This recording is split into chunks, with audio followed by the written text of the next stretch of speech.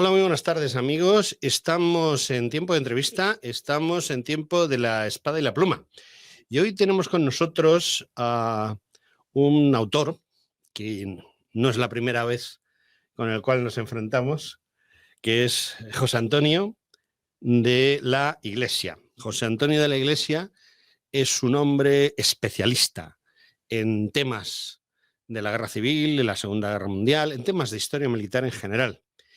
Y bueno, antes de seguir con mi perorata, lo mínimo que puedo hacer es presentarle. Buenas tardes, José Antonio, ¿qué tal estás? Muy bien, muchas gracias. ¿Qué tal, José Antonio? Bueno, pues los dos nos llamamos José Antonio, lo cual es una ventaja y un inconveniente a veces. José Antonio, te hemos traído porque tenemos aquí un libro que yo sé que te ha costado mucho trabajo. Primero hacerlo, luego, digamos, terminar de hacerlo. Muchas veces haces el libro y luego tienes que rematarlo y el remate suele ser peor que el propio libro y finalmente has tenido que pelearte con los editores, que también tiene mucha mandanga, ¿no es así? Pues sí, efectivamente. Ha costado casi 2 años editar este libro, porque el libro lo estructuré yo en aproximadamente unas 900 páginas y unas 400 páginas de imágenes. Claro, visto así es ineditable totalmente, o sea, por las cadenas comerciales. O sea, tuve contacto con editores franceses, italianos y varios españoles y todos me decían lo mismo. No, es que es demasiado, ¿no? Uno me decía, no, sin fotos. Otro me decían, como máximo 10 páginas de fotos. Otro me decían, solo las fotos que usted haya hecho. Curioso, ¿eh? Y, sí, pues un libro de la Segunda Guerra Mundial. Claro. Eres mayor, pero te puedes exagerar, claro. ¿no? Y otros decían, no, pero además de esas 900 páginas, usted tiene que reducirlas a 300 o 400 como mucho. Ese era digamos, el problema de la extensión del libro. Luego venía el problema de las tripas del libro. Yo solamente te edito la parte que supone a los combatientes de izquierda. Otro. Yo solamente te edito la parte que supone a los combatientes de derechas. Otros. Pues vamos a ver, es que ¿cómo podríamos hacerlo de forma que tuviera más preponderancia uno que otro? En resumidas cuentas, tuve que cortar con varios editores porque lo que yo quería era exponer simplemente que hubo españoles de todas las ideologías, que la inmensa mayoría de ellos combatieron como jabatos y tuvieron grandes premios y grandes condecoraciones, las mejores condecoraciones de todos los países. Y eso es lo que yo quería exponer, porque siempre tengo un comecón con la gente que me dice, no, es que el título del libro, sí. Españoles en guerra ajena. Yo he oído en internet gente que decía, no, es que pone eso precisamente para congraciarse con la otra idea. ¿Cómo que para congraciarse con la otra idea? Pongo eso porque España era un país neutral y todos los que combatieron, según el derecho internacional, estaban en una guerra ajena. Claro. Exactamente. Claro.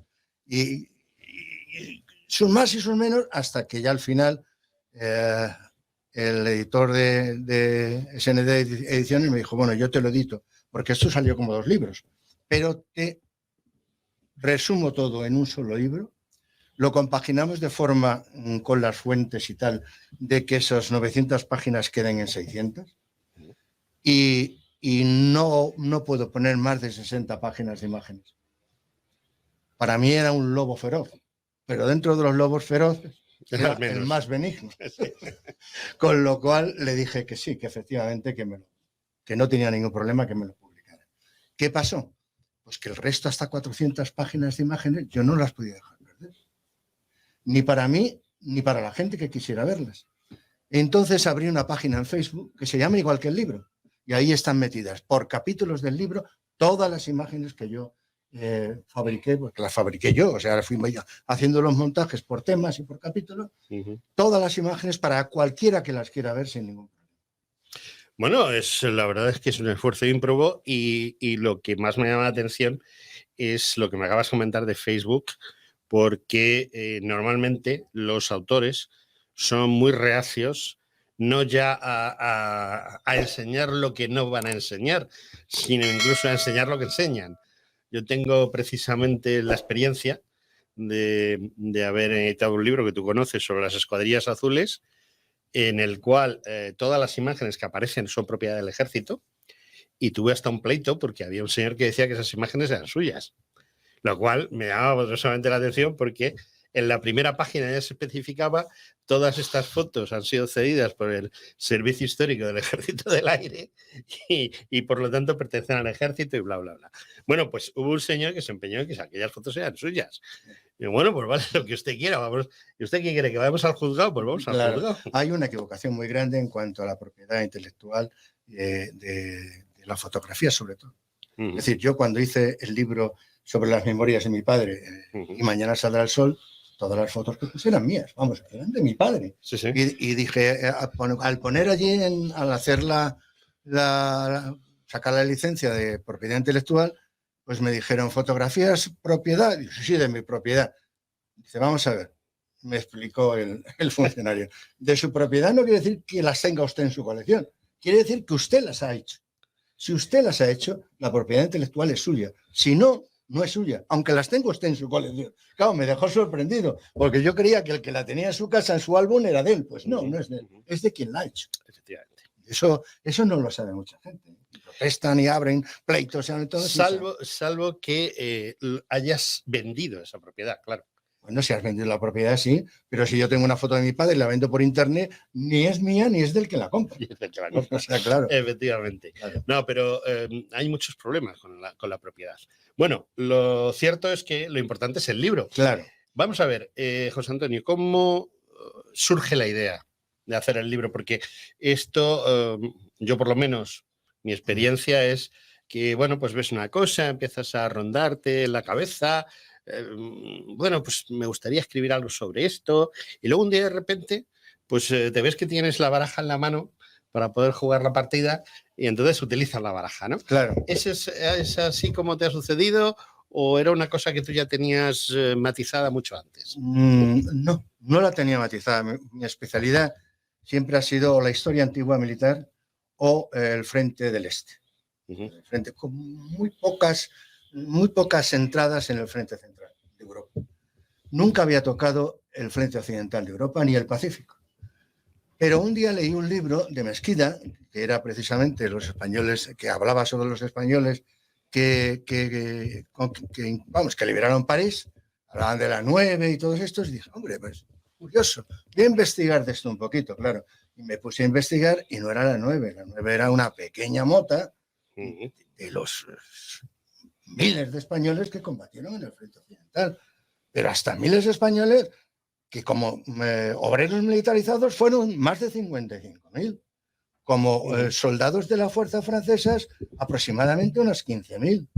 Unos 800 en las fuerzas inglesas, 2.000 en las fuerzas americanas. Y dije, bueno, esto es demasiado, pero esto tiene un campo impresionante. Y el problema fue buscar la documentación. Claro, un libro tipo novela no sirve. Si te da muchas pistas, porque tocan un personaje determinado, tocan otro, pero no sirve, hay que ir a la fuente, y la fuente trajo muchos problemas. Sí, porque me imagino que no solamente habrás utilizado fuentes españolas, sino has utilizado fuentes de todos esos países que estuvieron implicados en los diversos frentes, ¿no? Sí, claro, sobre todo en Francia, 3 o 4 fundaciones y 2 o 3 archivos. En Inglaterra, fundamentalmente, un archivo, el archivo del Cuerpo de los Reales Zapadores, The Pioneer Corps, y el archivo de Kew también, el archivo central inglés. Dentro de, por ejemplo, Estados Unidos, ahí sí tuve muchos problemas porque el Consorcio de Archivos Generales Históricos Norteamericanos es muy reacio a dar pistas, pero me encontré con una fundación española, que es una fundación vasca, que es Sancho de Berruco, que se dedica a estudiar los vascos que combatieron en la Segunda Guerra Mundial. Pero claro, a la hora de estudiar vascos, se encontraron que había muchos otros españoles que no tenían ascendencia vasca. Y entonces, a partir de ahí, empezamos a sacar datos. Ellos trabajan con 2 o 3 universidades americanas y conseguimos encontrar 2.000 españoles nacidos en España que combatieron en Estados Unidos. En los archivos americanos, al final, encontramos solamente 1.400. pero los de Sancho de Borja encontraron más de 2.000. O sea, eso es un dato muy importante. Aunque yo no pude encontrar nada más que unos 40 o 50 para poder exponer en el libro, el resto ahí está. Combatieron y estuvieron. Estuvieron tanto en el frente occidental como en el Pacífico. El primer caído español de desembarco en Normandía fue un español en el ejército americano. Otero, era gallego además. Cayó en el desembarco en Normandía. Nada más abrió una brecha, pisó una mina y murió. El primer español muerto en el desembarco en Normandía. Combatía con el ejército norteamericano. Bueno, veo que partíamos de 900 páginas, que no está nada mal, y por lo que me estás comentando, prácticamente has tocado todos los palos, es decir, todos los frentes. ¿Algún frente que hayas dejado porque no ha habido españoles, que tú te has dado cuenta, o piensas que has sobrecargado en algún frente concreto? No, creo que está bastante bien repartido. Hombre, la parte yo meto todo el frente africano, lo meto en el occidental, porque como hay combatientes franceses e ingleses y los tengo metidos en el occidental, lo meto. Ahí toco menos el frente occidental. El Medio Oriente es lo que menos toco. Toco menos porque son pocas unidades y cuyos componentes se pasaron a otras unidades que sí subieron arriba, con lo cual lo dejé ahí un poquito porque tampoco podía hacer un catón superlumínico aquí que ocupara una espasa, ¿no? Pero bien, yo creo que toco prácticamente por igual casi todos los frentes. El frente del Pacífico lo toco menos también, bastante menos, porque tengo menos documentación. Lógicamente es que tampoco hubo mucha gente allí. No, además tenía menos documentación y no es tan asequible. No es tan asequible. Pregunta, cuando hablas de un frente o hablas a lo mejor de batallas concretas o de movimientos generales o te centras también en pequeñas unidades que han estado en esos frentes. Por supuesto, no, yo hablo del frente como zona de operaciones general y luego cuando hablo de desarrollo del frente están las grandes unidades y las pequeñas unidades hasta equipo compañía. Bueno, no está nada mal. Yo sé que, por ejemplo, con la gente del SAS, por ejemplo, sí, hubo muchos más españoles de lo que parece, sí, pero, en proporción a lo que era el SAS, ¿no? Sí, ese es un problema muy curioso. Es difícil, es muy fácil seguir la trayectoria de los españoles que combatieron en Rusia, tanto con la Unión Soviética como con la División Azul, como las escuadrillas. Muy fácil seguir la trayectoria. Es dificilísimo seguir la trayectoria de los que combatieron en el frente occidental. ¿Por qué? Porque van saltando de unidad a unidad. Inclusive algunos van desertando de una para apuntarse a otra.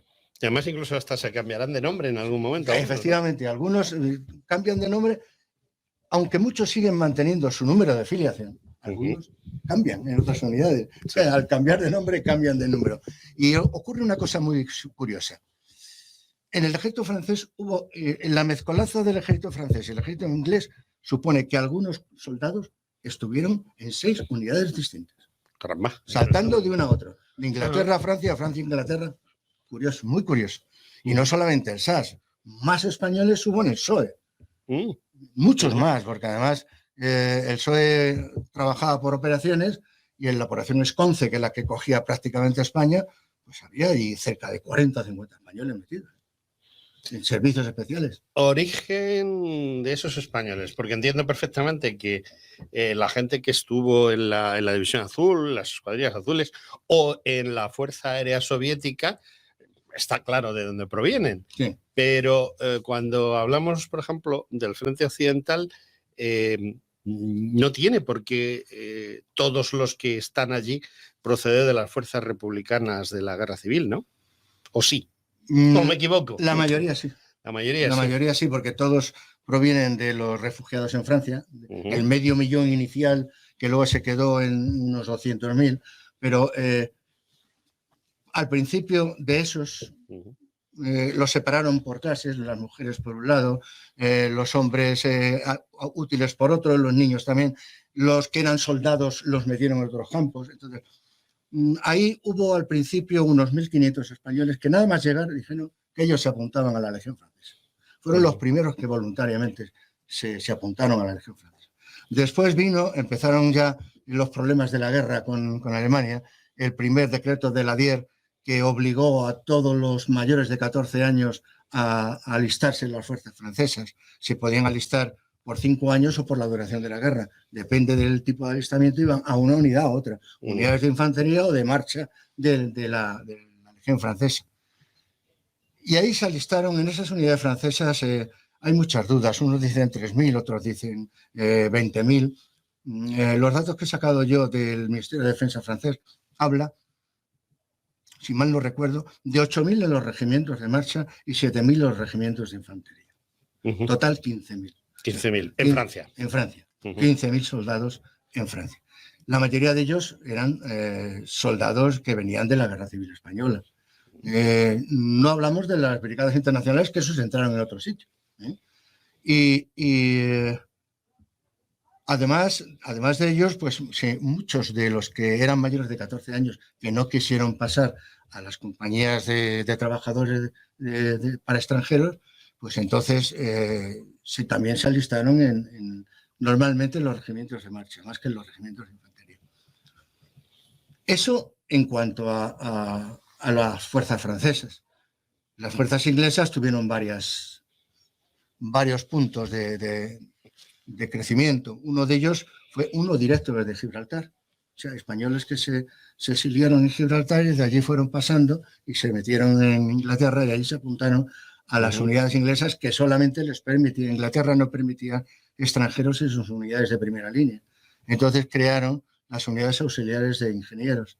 En una unidad de ingenieros que era crearon una unidad exclusiva para españoles, que era la Number One Spanish Pioneer Corps, la unidad número 1 de españoles del cuerpo de zapadores, donde todos los soldados eran españoles. Los 250 eran españoles, 10 de los sargentos eran españoles, 4 sargentos ingleses y los 2 o 3 oficiales ingleses. Curiosamente, esa unidad es la única que lleva el nombre de español o española, junto con la División Azul y las escuadrillas azules. Las demás, ninguna de las demás unidades lleva el nombre de español. Y por eso hay gente que dice, no, unidades españolas eran esas. No. Unidades españolas, de españoles hay muchas, aunque no lleven el nombre de español. Por ejemplo, después a la 9, hemos dicho que llegaron de ahí, llegaron de los que salieron de Narvik, de los que fueron repatriados de Narvik, de la 13 semibrigada, salieron de Narvik y allí estuvieron, hablan algunos de 2.000 y 3.000 españoles y que murieron 900. El general Betuar, que era el jefe de la semibrigada, dijo que tenía 500 españoles. Luego no hay más que hablar. Sí, no puede haber más muertos. Y en cuanto a 900 muertos, en los cementerios de allí que existen en la zona, solamente hay 27 españoles muertos. Está claro. Yo no dudo que el desembarco, que fue terrible, con tantos barcos hundidos, no murieran otros tantos. Pero los 900 no pueden morir más de los que fueron. Más de los que fueron, eso está claro. Pues de ahí también crecieron la número 1 de zapadores ingleses. Otros que también crecieron la número 1 de zapadores ingleses fueron las compañías de trabajadores que escaparon en Dunkerque, la 185, que también se metió allí. Hay quien dije que fue la 185 compañía de trabajadores británica. Y otros dicen que la 185 compañía de trabajadores francesa. La realidad es que la 185 compañía de trabajadores francesa fue asignada al aeródromo donde estaba la fuerza británica. Allí le cambió Inglaterra el nombre, y entonces es la misma compañía. O sea, es la misma compañía. La prueba es que no existe en el grupo, en el 5º ni el 4º grupo de zapadores ingleses, ninguna compañía con el número 185. ¿Por qué? Porque era la francesa. Te quería preguntar porque, bueno, está muy claro de dónde salen los soldados que aparecen en Francia, los soldados que aparecen en Inglaterra, en cuanto hablamos de ese frente occidental. Pero ¿de dónde salen los que aparecen en Estados Unidos y luego en el Pacífico hacen lo que hacen? No son muchos, pero son. Pues de una orden general. Una orden general de alistamiento de todos los que no tenían la nacionalidad norteamericana, con la promesa de darle la nacionalidad norteamericana al cabo de 6 meses de combate. O sea que hubo varios españoles que simplemente al desembarcar aquí tras las operaciones de desembarco, la Backbone y todas estas en África, algunos de ellos al pisar África ya les habían concedido la nacionalidad estadounidense. Habían estado los 3 o 4 meses de los campamentos y ya les concedía. Y hubo muchos españoles que no tuvieron más remedio que ir porque fueron obligados. Otros fueron voluntarios. Hijos, por ejemplo, de emigrantes vascos, que muchos de ellos tenían la doble nacionalidad. Sí, sobre todo en la zona de Florida. Sí, ¿no? Sí, no, la zona de Florida y pastores de por ahí de Montana y tal, que casi todos eran vascos, además, los pastores de Montana. Pues entonces también se alistaron. Eso es la mayoría con grado. El que en menor grado es alférez, o sea, alférez es teniente, capitanes pocos, alférez y teniente, casi todos de aviación y de la Armada. Eso. El resto eran todos soldados que llegaban al grado de sargento, como mucho. Pero ya digo, unos 2000, entre ellos un buen grupo de mujeres del cuerpo auxiliar femenino de Estados Unidos. Una de ellas llegó a coronel. Caramba. Sí, una de las españolas. O sea, la primera española norteamericana, no fue aquí, sino norteamericana de padres españoles, llegó a coronel. Bueno, te comentaba, los que lucharon en el Pacífico, todos sabemos que el ejército de tierra norteamericano se centró en las operaciones en Europa y África, y las operaciones en el Pacífico fue la infantería de marina norteamericana. Sí. Y bueno, y por supuesto la Fuerza Aérea. Entonces, todos estos españoles que sirvieron en el Pacífico básicamente eran infantes de marina. No, también había infantes, también había infantería de tierra. De tierra. También había infantería. Sí, pero una pequeña cantidad una o dos divisiones. Una o dos divisiones. No, es que yo siempre he tenido el concepto, o bueno, quizá también es que los norteamericanos son muy aficionados a vendernos motos, de que nuestra infantería de marina es la que... Hombre, claro, la infantería de marina es la que abre brecha, es la que... Para los norteamericanos es como la legión para nosotros. Es la que abre brecha, porque para nosotros nuestros infantes de marina abren brecha en costa y luego intervienen donde tengan que intervenir, es su función. La infantería de marina la utilizan hasta para interior. Sí. La utilizan hasta para interior. Sí, de hecho, las guarniciones de las embajadas que necesitan tener una guarnición de infantería de marina. Es infantería de marina, ¿no? Claro. O los marines, como llaman ellos. Efectivamente. Pues hablar de coronel. El español que posiblemente más grado haya conseguido fue un español en Filipinas, que fue ayudante de MacArthur. Y terminó la guerra de teniente coronel. Y Franco le condecoró con la Gran Cruz del Mérito Militar. Sí. Bueno, es que hay una anécdota que el otro día me contaba aquí un autor que ha escrito un libro muy interesante y me comentaba que en un momento dado, en un libro, además aparece en un libro escrito por el que fue embajador norteamericano en España en esos años. Hayes, sí. Dice, libro que me parece que tenemos los dos. Sí, Hayes, sí. Y además le nombro aquí a ese hombre lo que dice de la División Azul. Lo nombra aquí precisamente. Lo dice textualmente.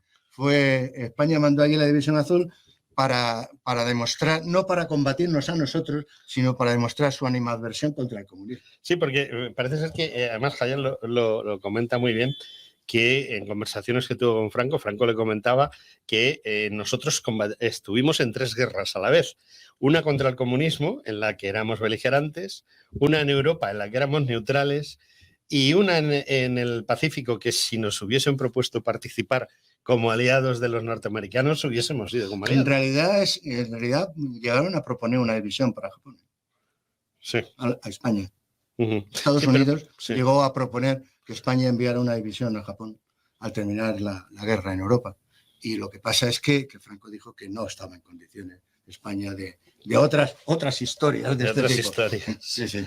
No, bueno, nosotros hemos tenido algunas intervenciones. Precisamente dentro de unos días vamos a entrevistar aquí al autor de un libro que bueno, ha aprovechado algunos artículos que hice yo hace muchos años sobre nuestra participación en Vietnam, ¿no? Sí. Que la gente, curiosamente, no sabe o la gente desconoce que hubo españoles en Vietnam. Hombre, fue una cosa testimonial, ¿no? Fue médico, o sea, médicos, enfermeros, sí, médicos, un intendente, sí, me parece, o sea, lo que es un hospital de campaña, pero sin hospital. Además, funcionó mucho mejor que los hospitales norteamericanos. Sí. La prueba está en que desde muchas millas, muchos kilómetros, llegaban enfermos al hospital español, e inclusive enfermos norteamericanos que se iban allí porque les gustaba más el trato. Yo no digo los medios, no sé si serían mejores o peores. Medios escasos, por lo que yo sé. Pero le gustaba más el trato de las enfermeras y de los médicos que el de los yo he conocido, yo hice el servicio militar como soldado de reemplazo y mi capitán en el Instituto de Medicina Preventiva, capitán médico Santiago Ramón y Cajal, que la gente, muchos de los oyentes no saben, ¿no? Pero Santiago Ramón y Cajal fue capitán médico y estuvo en 3 guerras, como tú bien sabrás. Estuvo en la Tercera Guerra Carlista, en la Guerra Checa de África y luego en la Segunda Guerra de Cuba, porque en Cuba hubo tres enfrentamientos. Y yo recuerdo, pues, un soldado de reemplazo que llego a mi destino como técnico, porque realmente no era para empuñar un fusil, sino para un tema totalmente técnico, y me encuentro que mi capitán tenía 5 filas de pasadores en uniforme, 5 filas de pasadores de condecoraciones. Pero usted no es médico, hombre. Claro, mirabas así y claro, pues ya con el tiempo pues yo me atreví a preguntarle, ¿no? Y me dice, bueno, hay 1 o 2 españolas, me dice, y eso dice, bueno, el resto son norteamericanas, coreanas, vietnamitas, no sé qué. Y eso cómo es, porque yo he estado en la guerra de verdad. El hombre había estado en la guerra de verdad y las condecoraciones que llevaban eran de verdad. O sea, porque es muy curioso, pero hasta que empezaron las misiones de paz, que es mentira, eso de misiones de paz, yo estaba en 4, y lo de misiones de paz es una manera de, una cortina de humo, es una manera de camuflar una acción directa y real para temas políticos. Nunca lo he entendido. La primera fue dura, porque la primera sí fue operación de guerra, prácticamente. Sí. De Bosnia, la operación Alfa Bravo se las vio y se las deseó, tuvo que combatir en muchas ocasiones. Sí, y tuvo muchas bajas. Sí, para ser una operación de paz. Sí. Hombre, la operación de paz, bueno, entre comillas lo de paz, que más bajas ha tenido gracias al Yakolev y gracias a que realmente era, bueno, gracias, por desgracia, era una operación realmente de guerra, fue Afganistán, en la cual yo estuve y lo que te puedo decir es que esos 105 muertos, los 105 muertos no se tienen en una misión de paz. No. Bueno, volvemos a tu libro, que es muy importante, aunque estábamos en tu libro, porque Españoles en Guerra Ajena, si estábamos hablando de Vietnam o de Afganistán, seguíamos en la historia. ¿Cuántos hombres calculas que perdieron la vida defendiendo esas otras banderas?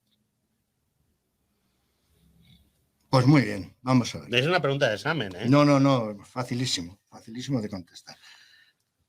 ¿Hablamos solamente de combate o hablamos de combate y campos de concentración? Hablamos solo de combate porque bueno, campos de concentración si son del enemigo, es decir, gente que, por ejemplo, ha vestido el uniforme francés y ha acabado en un campo de concentración alemán. Claro, a eso me refiero. ¿A eso te refieres? A eso pues entonces refiero. Todo. A eso me refiero. Pues vamos a ver, de los vamos a meter también en combate a los trabajadores de las compañías de trabajadores, porque estaban militarizados y trabajaban en primera línea haciendo búnkeres, haciendo trincheras y tal. Y precisamente ellos, junto a los 2 regimientos de infantería, fueron los que retrasaron el avance alemán para que los de Dunkerque pudieran embarcar. O sea, ahí hicieron un sacrificio enorme, el mayor sacrificio que se ha hecho en las fuerzas francesas, creo yo, porque allí murieron, casi un 60% murió, para que pudieran embarcar los de Dunkerque, que no pudieron embarcar todos, claro, porque llegaron los alemanes y cogieron un montón de prisioneros, entre ellos cerca de 4.000 españoles. Caramba. Vamos a ver. Soldados españoles que terminaron en los campos de concentración fueron, entre soldados y trabajadores de las compañías de trabajadores, 9.000. Aproximadamente unos 2.500 civiles. Muertos, según la Fundación Mauthausen, unos 7.000 en total. 7.000 entre todos ellos. ¿Datos efectivos de la muerte? Sí. los datos que tenemos de los certificados de deceso que mandó Francia, que son 4.000, unos 4.400, las fichas de Dositeo Climent, que envió, que guardó las fichas, porque cuando acabó la guerra, las SS ordenaron y la Gestapo destruir todas las fichas de los campos de concentración. Pero este guardó 7.000 fichas. No, y además tú también sabes que, por ejemplo, le pegaron fuego a un edificio donde estaban guardadas las fichas, olvidándose de que estaban guardadas en cajas de caudales que eran ignífugas, ¿no? Pues eso también fue, sí. fue un detalle, ¿no? Este Climent hizo una cosa muy curiosa. Por mediación de otro compañero, pues fue guardando fichas y guardó 7.000 fichas. Claro, en esas 7.000 fichas de él existe certificada la muerte de 5.200 españoles. Son muchos. Se calcula que españoles muertos, ya hemos dicho que son esos, unos 7.000 en total. En acciones de guerra, pues aproximadamente unos 4.500 aproximadamente en acción de guerra. Prácticamente un número similar a los divisionarios que murieron en Rusia. En acciones de guerra durante toda la guerra y de todas las unidades francesas. Es una proporción muy alta. Porque es muy alta. El número de hombres que se calcula que fueron a la División Azul y a las escuadrillas y demás estuvo en torno a los 50.000. Sí, 47.500. Sí. Y el número de bajas fue el 10%. Sí. En este caso es mucho más alto, de un 10%. Claro, ¿no? Que es más alto. Vamos a ver, de los regimientos, ya he dicho que de los regimientos 11, 12, 13, los 21, 22, 23, todos estos regimientos murió el 60% de los españoles. Hubo batallones que quedaron totalmente aniquilados en la guerra de Francia. Totalmente aniquilados. Por eso digo que hubo bastantes bajas. Hay una cosa que a mí siempre me ha interesado. La verdad es que yo los otros frentes no los he estudiado. Yo he estudiado solamente la Escuadrilla Azul a fondo, un poquito por encima la División Azul por algún compromiso y casi nada el tema de las patrulleras del Mar Báltico, ¿no? Sí. Yo tengo una cosa muy clara, o he tenido una cosa muy clara, y es que en líneas generales, por ejemplo, el tema Escuadrilla Azul, la confianza que Kesselring o cualquiera de los que mandaba en la Fuerza Aérea alemana, no solo creían que los españoles eran unos excelentes luchadores, sino que tenían fe en ellos porque los conocían personalmente. Sí. Claro, una unidad relativamente pequeña, habían combatido codo con codo en la época de la Cóndor y bueno, pues para cualquiera de los mandos alemanes de la Luftwaffe, la escuadrilla pues era una unidad como pudiera ser cualquier otra alemana o incluso estaba hasta mejor considerada en algunos momentos. La División Azul fue una unidad que en algunos momentos estuvo muy bien considerada por algunos jefes y sin embargo otros jefes digamos que despreciaban a los españoles como tal. Del tema de las patrulleras en el Báltico, que fueron 4 gatos, porque por desgracia es así, no eran gente que iba, como sucede en la escuadrilla, que son todos... querían que fuesen todos camisas viejas, lo cual era inviable e imposible, porque no había suficientes, ¿no? Pero sí eran falangistas casi al 100%. De todas las unidades, la eminentemente azul fueron las escuadrillas. Sí. Porque la división tenía de todo. Sí, tenía muchos falangistas, pero tenía muchas otras cosas. Y sin embargo, por ejemplo, el tema de las patrulleras, Carreros se cercioró de que no hubiese falangistas, o si había alguno era meramente casual.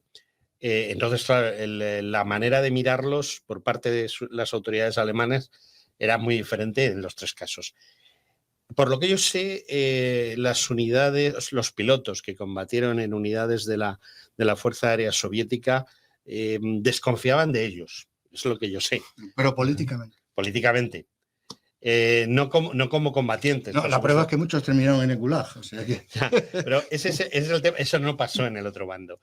Lo cierto es que mi pregunta, muy larga de exposición, pero muy sencilla creo de responder. ¿Hasta qué punto confiaban los jefes aliados en las unidades españolas? Al principio poco. Al principio poco.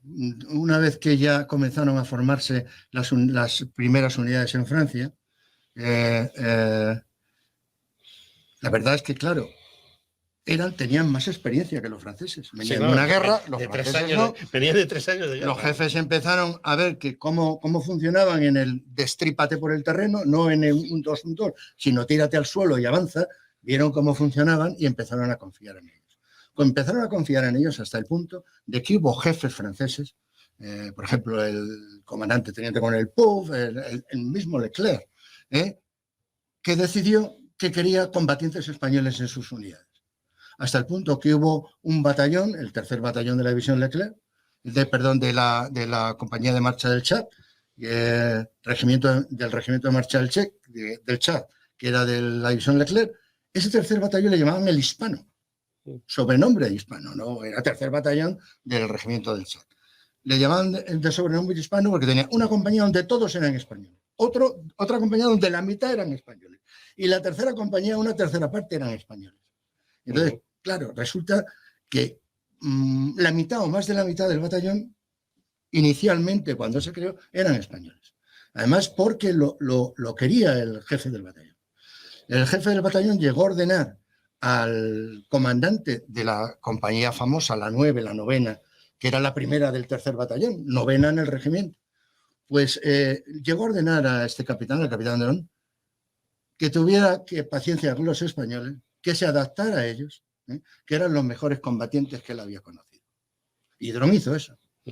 Dron, prácticamente la compañía se hablaba solo español, los toques de corneta eran los españoles, los nombres de las tanquetas que les dieron los americanos eran todos nombres españoles, Brunete, Guadalajara, todos españoles, menos 2 o 3, uno el de Pingüín, porque era el sobrenombre que tenían los españoles, porque los franceses, la legión francesa tiene una cadencia al marchar muy lenta. Muy diferente a la nuestra. Y la nuestra se parece más a los regulares, ¿no? Sí. Entonces, ¿qué pasó? Pues que los españoles eran más rápidos, no se adaptaban a la forma de la legión francesa, y entonces de ahí surgió el español más como un pingüín. Los españoles andan o marchan como los pingüinos, y de ahí apareció el nombre de pingüinos, y de ahí sale de pingüinos en París, el half track, el semi-oruga que le llamaron pingüino, y todo esto. Luego hay otro que se llamaba cosacos, porque el mismo Dron decía que sus españoles, más que soldados, parecían una banda de cosacos, y puso uno de los half track, le llamó cosacos. Tenía una esperanza en ellos asombrosa.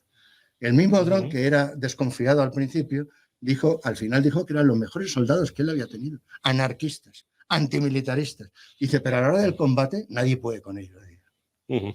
Bueno, tengo aquí en mis manos, si valga esa redundancia, el libro, un interesantísimo libro, en el cual las páginas centrales están plagadas de fotos. Bueno, de fotos de mucho tipo, ¿no? Porque hay desde fotos de políticos, como pasa aquí. Es que la primera parte es la situación actual, la situación de España al principio de la guerra. Luego también pues hay una serie de mapas, haces una recreación, por ejemplo, de la Operación Félix, algo que no pasó del papel, como muchas otras cosas, ¿no? Y hay fotos, por ejemplo, yo conozco algunas de estas fotos porque un familiar mío, que era capitán del Ejército del Aire español, bueno, del Ejército del Aire de la República, de la Fuerza Aérea Republicana, como lo quieras llamar, y él me habló, incluso él consiguió algunas de estas fotos parecidas a estas.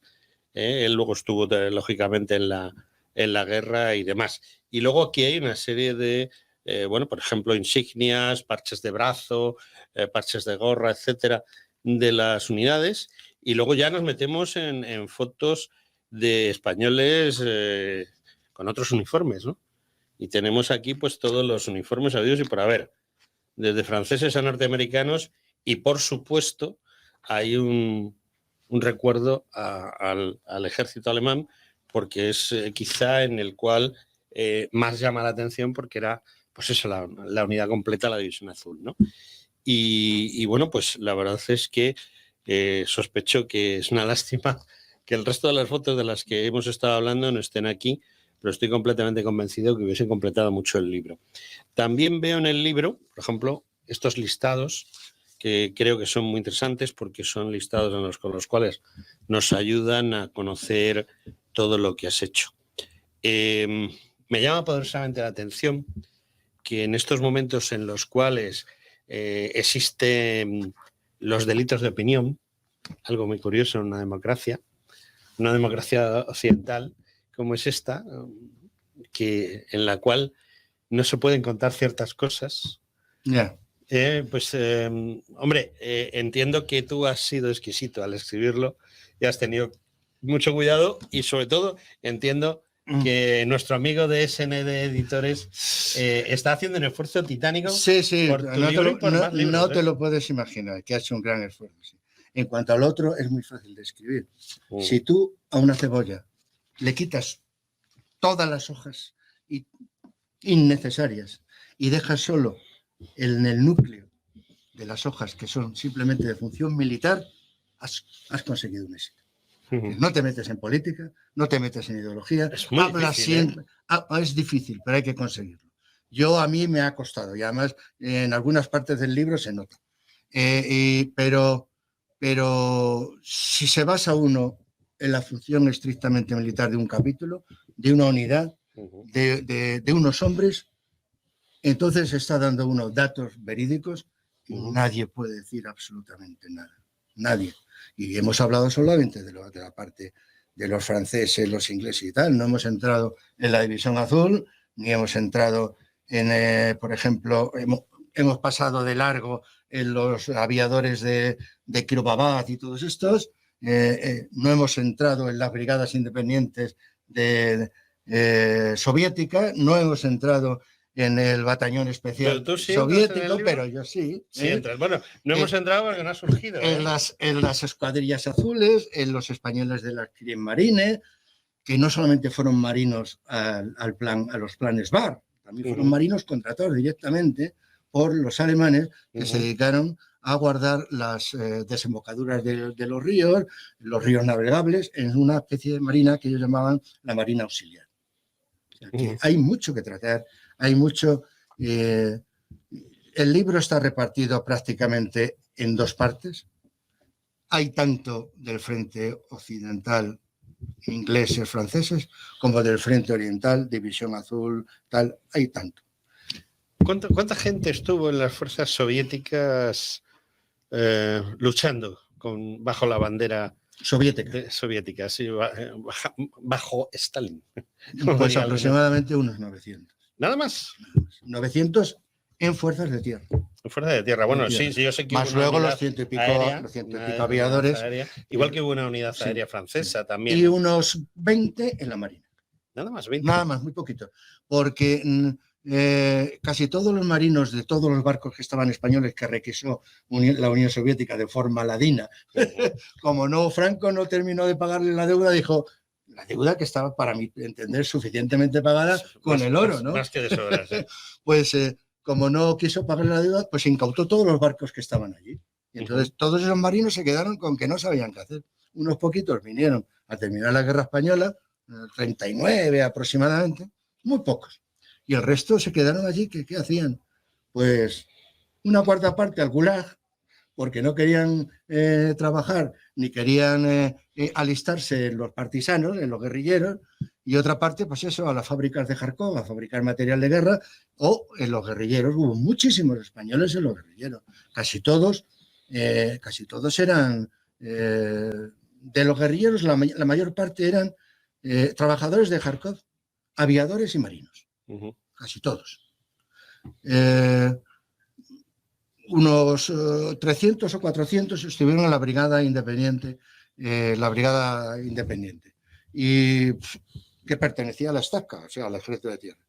Y otros tantos a otra brigada especial de operaciones que dependía del NKV. Entonces, del Partido Comunista. ¿Qué pasaba? Pues que los mandos del Partido Comunista Español tenían celos de que los españoles, de que las unidades de la brigada independiente tenían más éxitos que los otros. Entonces, quisieron, inclusive llegaron a decir que trataban de traidores a los que estaban en las brigadas, inclusive al general que lo mandaba, al coronel que lo mandaba, a Sherinov, de traidores porque querían fomentar la parte del ejército que pertenecía al Partido Comunista. Yeah. Muchos pasaron, otros no. Inclusive algunos de ellos los denigraron, los enviaron, a muchos de ellos terminaron también en el Gulag, muchos combatientes terminaron en el Gulag, aviadores y marinos en el Gulag también. En el Gulag entraron combatientes, entre combatientes marinos y tal, entraron aproximadamente unos 330. Son muchos, ¿eh? Unos cuantos niños de la guerra, casi todos por robar comida y cosas por el estilo, 2 o 3 profesores porque no cuadraban con la nomenclatura del Soviet Supremo, un médico porque era un tío excepcional que no era comunista, pero no como ellos, no les gustaba, entonces al Gulag. Y ahí terminaban todos en el Gulag. En el Gulag, pues ahí también fueron unos 546 españoles. Murieron unos 156 divisionarios y unos aproximadamente 56, o entre 56 y 65, ahí anda, los españoles republicanos que murieron en el Gulag. Allí el que menos se tiró, algún republicano se tiró, niños de la guerra 3 o 4 meses, los mayores hasta 4 o 5 años, los que iban mayores republicanos tachados de antisoviéticos se tiraron 12 y 13 años, igual que los divisionarios, y los divisionarios sí, hasta después de la muerte de Stalin. Claro, ¿no? Y algunos años después. Años después. Yo pensé que se había hecho un poco de tabla rasa cuando murió Stalin. Sí, pero ahí quedaban algunas colas. Sí, ahí quedaba alguna cosilla suelta, ¿no? Porque hubo algunos rebeldes sobre todo entre los republicanos. Sí. Hubo algunos rebeldes que intervinieron en más de un motín y al final, pues, eran los que lo llevaban encausados por delitos, ¿cómo llamaban ellos? Por delitos sancionables o algo por el estilo, ahora mismo no recuerdo. Y esos estuvieron 1 o 2 años más, igual que 2 divisionarios. Uno acusado de delitos de guerra, de crímenes de guerra, y además fue acusado de crímenes de guerra porque un compañero suyo, que era divisionario, pero desertor, en el mismo campo de concentración, le acusó de haber matado a un soviético que se escapó de una prisión. Ya. Entonces, como se escapaba, le dio el alto, no se paró, que era un sargento, le pegó un tiro y le mató. Y eso, que hubo sus más y sus menos al principio, no lo consideraron delito de guerra, pero al final sí, y se tuvo que estar un año más en el campo de concentración. No volvió con el Semiramis. No volvió después. Sí. Bueno, yo he tenido una buena amistad con Ángel Salamanca, que me contó cosas muy interesantes. Él fue uno de los hombres que más se enfrentó con sus carceleros soviéticos. Sí. De hecho, hasta le condenaron a morir fusilado, su tercera muerte de las 4 que... Ángel Salamanca es un caso muy curioso, porque es el único hombre que ha muerto oficialmente 4 veces, ¿no? Pero que solo murió realmente la última, ¿no? Y porque, bueno, por los años y la enfermedad. Pero mucha gente, muchos españoles murieron por ahí. Y hubo otros que, y ahora es una pregunta ligeramente política, no política, pero sí ligeramente política. Llega un momento en que la situación política mundial obliga a Franco a repatriar a la División Azul. Sí. Bueno, primero la convierte en Legión Azul y luego repatria esa Legión Azul. Ya la repatriación fue el broche de oro. La Legión Azul fue testimonial porque había que darle la de cal y la de arena, ¿no? Sí. Entonces fue testimonial. Ya, pero el tema está en que él pues crea una ley, esa ley se publica, por la cual todo español que vista un uniforme de alguno de los contendientes en esa guerra, automáticamente pierde la nacionalidad española. Sin permiso del Estado español. Sin permiso del Estado español, ¿cierto? Pierde la nacionalidad española. Eso implicaba, bueno, realmente esa ley se hizo para una sola persona. Es decir, para el padre de Juan Carlos, del rey Juan Carlos, ¿no? Pero, claro, a todos los que estaban en el mismo bote, digámoslo así, pues les implicaba. Esa ley... ¿Tú sabes si afectó a mucha gente realmente? Si se llegó a aplicar realmente. Testimonialmente nada más. Pero yo entiendo que yo he conocido gente... Bajo los datos que yo tengo de forma testimonial. Vamos a ver. Al principio era más o menos algo así que ahí está puesto, ¿no? Sí. Cuando los embajadores españoles empezaron a decir que aquí ha llegado un tío diciendo que es español y que está combatiendo con el batallón tal y con la Brandenburgo, que tengo 7 tíos que se han escapado, de que vienen de no sé dónde, que dicen que son españoles y que de su compañía ellos, ¿no? Solo quedan 4 y que ¿qué hago con ellos? Y claro, España, que al principio había negado que tras la vuelta de la Legión Azul y de las escuadrillas, que volvieron más o menos, hubiese españoles en combate. Cuando los comunistas empezaron a decir que había gente de la División Azul que había visto que seguían combatiendo con ellos y decían que era imposible, que no podía ser, era imposible que hubiese gente de la División Azul, claro, las filtraciones que había en las fronteras, las comunicaciones de los embajadores, las listas que salían de las jefaturas de Falange con listas de gente que se apuntaba para cruzar la frontera de forma clandestina. Al final, claro, no tuvo más remedio que decir que esta ley se aplicaba a todo el mundo, claro. ¿Se llegó a aplicar? Hombre, la verdad es que la mitad de los que fueron murieron, o más de la mitad. ¿Se llegó a aplicar?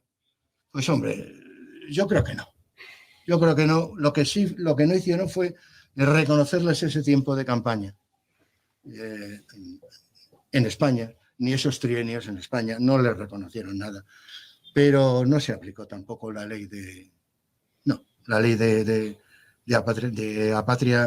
expatriación. No sí, porque yo he conocido, por ejemplo, vamos, de hecho, en teoría toda esa gente hubiese tenido grandes problemas, pero yo en el servicio histórico conocí a un comisario de policía jubilado que había sido de los que cruzaron la frontera y según la cruzaron, pues los guardias civiles los llevaron al grueso, ¿no? Ah, sí, hubo muchos. Y dice, bueno, pues si has perdido la nacionalidad, eres apátrida, te meten en la cárcel por haber combatido con uno de los bandos, aunque fuese el que teóricamente era más afín a nosotros.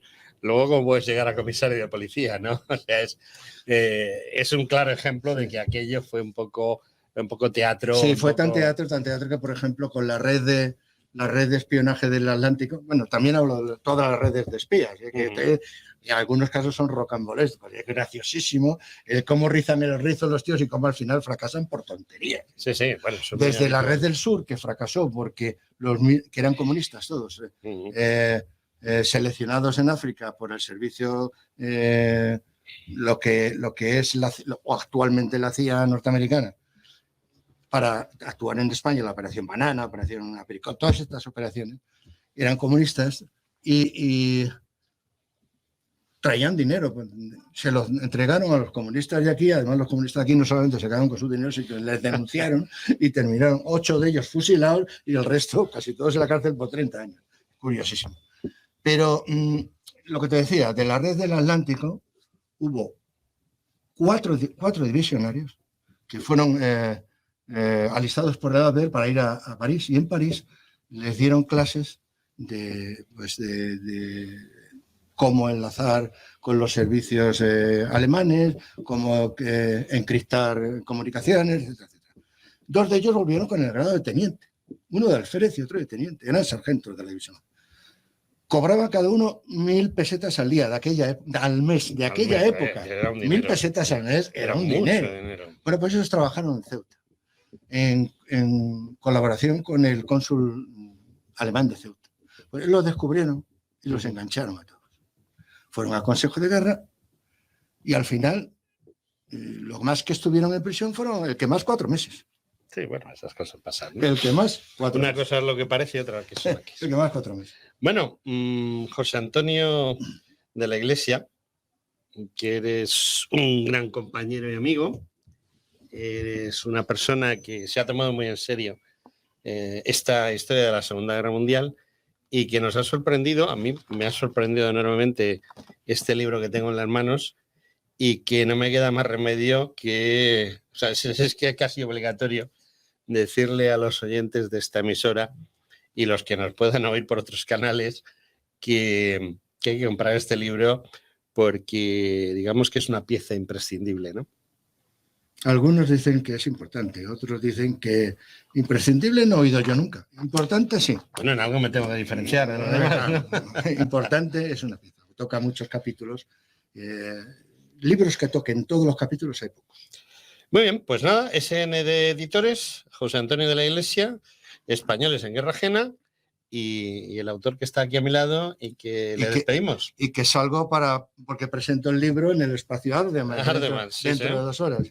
En un sitio, bueno, en gran crecimiento. Mi amigo Norberto, responsable de Ardemans, pues Norberto Picó, que es una gran persona y que estoy completamente seguro que le va a gustar mucho el libro, si no, o más adelante o a lo mejor ya lo tiene inclusive, ¿no? Si me das un bolígrafo te lo dedico en directo. Pues muchas gracias, te voy a dar un bolígrafo. Muy bien, pues muchísimas gracias. Muchísimas gracias. Y bueno, pues amigos, después de que me haya dedicado José Antonio este libro, pues lo único que ya me queda es lo de siempre, emplazarle a que vuelva otro día, que estoy seguro que va a volver, no sé cuándo, pero volverá. Creo que es la 4ª vez que estoy aquí, ¿no? Bueno, y las que hagan falta, ¿no? Como decía aquel. Y seguro que nos sorprende con algún otro trabajo de los suyos, que los trabajos que hace José Antonio de la Iglesia, pues son trabajos serios y que merecen la pena. Y sin más, amigos, pues hasta la semana que viene.